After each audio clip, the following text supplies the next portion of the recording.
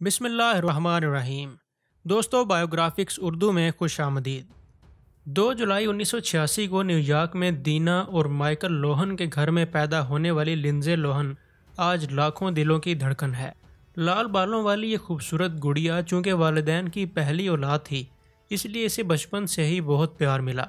वालिदैन के इसी प्यार और एतमाद की वजह से वो निखरती चली गई और आज इसे दुनिया भर में एक बेहतरीन गुलकारा, अदाकारा, बिजनेस वूमेन, फैशन डिज़ाइनर और फिल्म प्रोड्यूसर के तौर पर जाना जाता है। लिंजे ने इब्तदाई तालीम Cold Spring Harbor high school से हासिल की। बाद में इन्होंने सैनफोर्ड हाई स्कूल से रियाजी और साइंस के मज़ामीन में ग्रेड 11 तक तालीम हासिल की।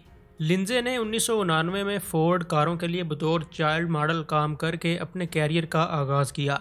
उस वक्त इनकी उम्र 3 साल थी। इनकी सूरत इतनी मनमोहनी थी कि बड़े बड़े नामवर अदारे बतौर चाइल्ड मॉडल अपनी प्रोडक्शन के इश्तिहार के लिए इन्हें मुंतखब कर लेते थे। यही वजह है कि कम उम्री में ही लिंजे को आलमी शोहरत याफ्ता ब्रांड्स के इश्तिहारात में काम करने का मौका मिला और जब वो 10 साल की हुई तो उस वक्त तक वो 60 टीवी इश्तिहारात में काम कर चुकी थीं। 1996 और 97 में 10 साला लिंजे ने अदाकारी के मैदान में कदम रख दिया। इन्होंने NBC के मशहूर soap serial Another World में अलेक्जेंड्रा एली फोलर का मरकजी किरदार अदा किया। इस किरदार को नहायत ही खूबसूरती से निभाने की वजह से वो हदायतकारों की नज़रों में आ गईं।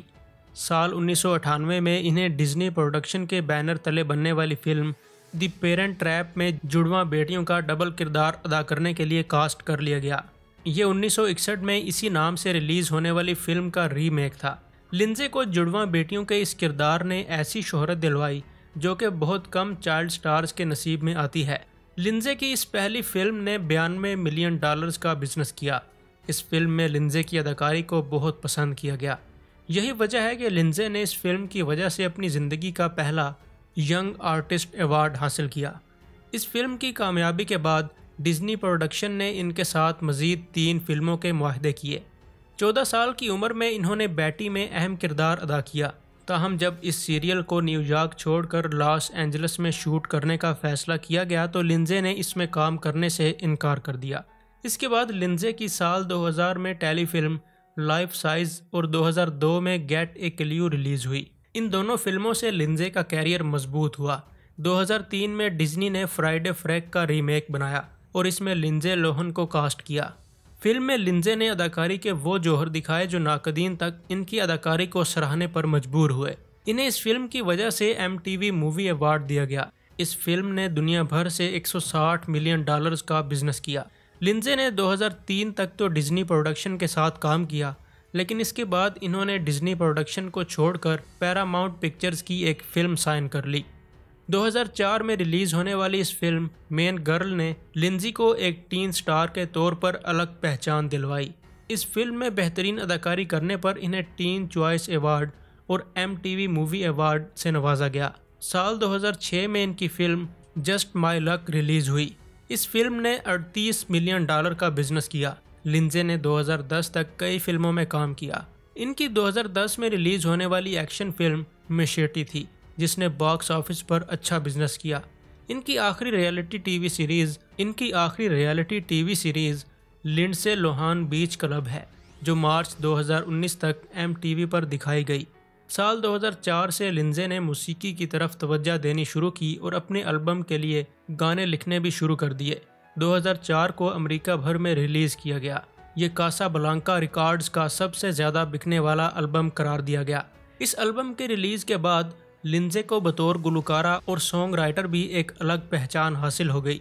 लिंजे ने 2005 में अपना दूसरा album a little more personal के नाम से रिलीज़ किया। इस एल्बम के भी ज़्यादातर गाने लिंजे ने खुद ही तहरीर किए। यह एल्बम कई हफ्तों तक US बिलबोर्ड 200 में 20वें नंबर पर रहा। लिंजे लोहन ने कई मशहूर फैशन ब्रांड्स और डिज़ाइनर के लिए मॉडलिंग की। इनमें जिल स्टार्ट और वर्साची, म्यू म्यू और डोना कैरन का नाम सर फहरिस्त है। लिंजे एक मखसूस मुद्दत तक इन चारों की ब्रांड एम्बेसडर भी रहीं। 2009 में लिंजे ने मशहूर फ्रेंच फैशन हाउस एमानुएल अंगारो के लिए बतौर आर्टिस्टिक एडवाइज़र भी काम किया। लिंजे लोहन अपनी ज़िंदगी में अमेरिकन अदाकारा और मॉडल मेरिलियन मनरो से बहुत मुतासर रही हैं। यही वजह है कि इन्होंने मशहूर मैगजीन प्ले बॉय के जनवरी 2012 के सरवर्क पर मनरू के एक मखसूस रवायती अंदाज की नकल की, लिंजे लोहन के चांद चेहरे और रोशन आंखों वाले इस सर्वर को हर जगह सराहा गया। लिंजे लोहन ने खुद को कामयाब बिजनेस वूमेन भी साबित किया। इन्होंने 2016 में एथेंस में एक नाइट क्लब खोला। लिंजे को 2004 में अदाकार विल्मर वल्दिरामा के साथ देखा गया। इन दोनों का ताल्लुक जल्द ही ख़त्म हो गया। फिर इन्हें 2006 में अमेरिका के एक मशहूर बिजनेसमैन पीटर मार्टन के बेटे हैरी मार्टन के साथ वक्त गुजारते हुए देखा गया। यह ताल्लुक ज़्यादा अरसे तक कायम नहीं रहा। बाद में इनका नाम मशहूर डीजे समांथा रोनसन और एगोर तरबासू के साथ जोड़ा गया। एगोर से इनका रिश्ता 2017 में ख़त्म हो गया था। लिंजे शराब और कोकेन के नशे की वजह से भी खबरों की जीनत बनी। इन्होंने 2014 में ओपरा विनफ्रे के शो में भी शराब और कोकेन का आदी होने का एतराफ़ किया। शराब की वजह से इनके कई कार एक्सीडेंट भी खबरों की जीनत बने। इन्हें 2007 में शराब पीकर ड्राइविंग करने के जुर्म में गिरफ्तार भी किया गया। साल 2016 में लिंजे में उस वक्त तब्दीली देखने को मिली जब इनके हाथ में कुरान मजीद का अंग्रेज़ी तर्जुमा देखने को मिला। इन्होंने इस बात की तस्दीक की कि वो इस्लाम का मुतालिया कर रही हैं। अक्टूबर 2016 में इन्हें इस्तांबुल में स्कार्फ पहने हुए भी देखा गया था। इसके बारे में लिंजे का कहना था कि यह स्कार्फ इन्हें एक शामी मुहाजिर ने तोहफे में दिया था। इन्हें ये अच्छा लगा इसलिए इन्होंने पहन लिया। इसके बाद इन्होंने इंस्टाग्राम पर मौजूद अपनी बायो में अस्सलामु अलैकुम भी लिखा, जिसके बाद ये मशहूर हो गया था कि अदाकारा ने इस्लाम कबूल कर लिया है। लेकिन लिंजे ने अब तक इस्लाम कबूल करने की तस्दीक नहीं की।